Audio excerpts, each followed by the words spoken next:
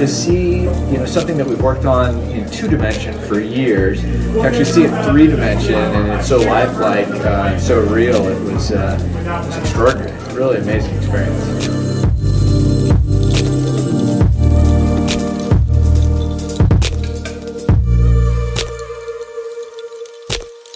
I am so excited for Reed's Crossing. I can see them really closing a lot of deals based off of that experience versus going out and showing somebody an empty lot.